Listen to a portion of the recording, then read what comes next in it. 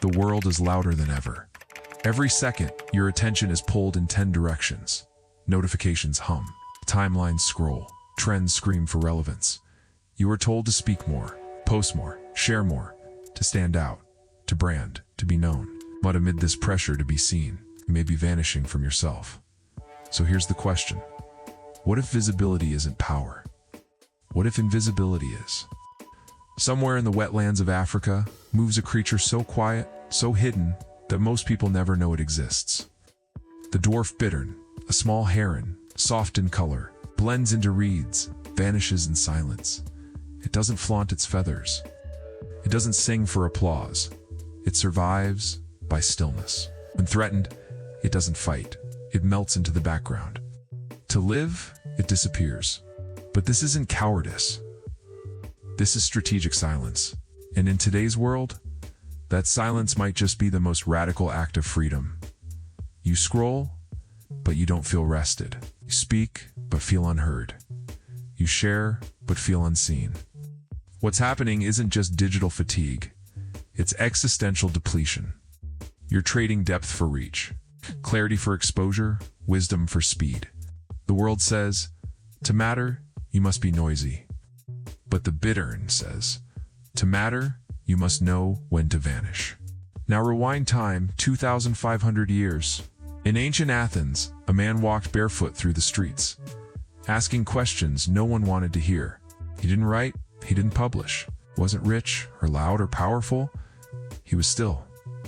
Socrates believed that wisdom didn't come from saying more. It came from listening deeply, from cutting through the noise of opinions to uncover the soul beneath. I know that I know nothing, he said. Not a declaration of ignorance, but a rejection of performance. In a world of sophists selling rhetoric, Socrates chose silence between questions, stillness between truths, and for that, they killed him. Today, Socrates wouldn't stand a chance. He wouldn't be monetizable. His pauses too long, his doubt not on brand. His humility wouldn't trend. But maybe that's why we need him now more than ever. The bittern survives in the shadows. Socrates thrived in obscurity. It both pierced deeper truths than those who demanded the spotlight.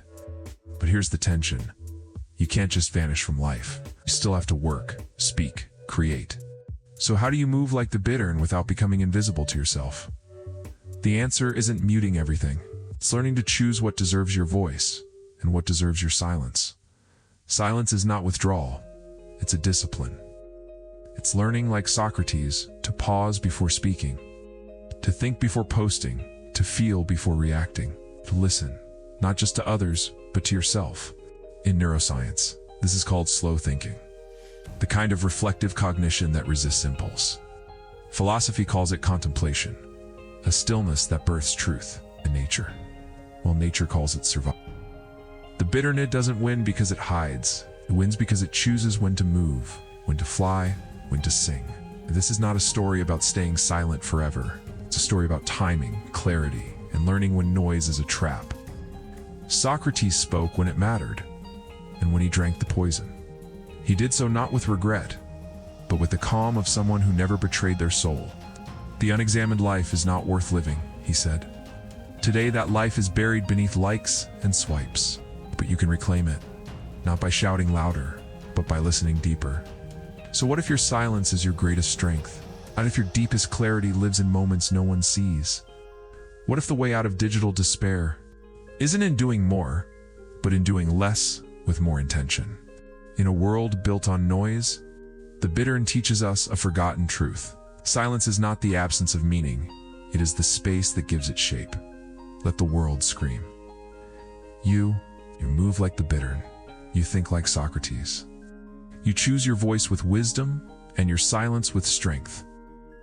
If this stirred something in you, watch our next video and subscribe to Philowhisp.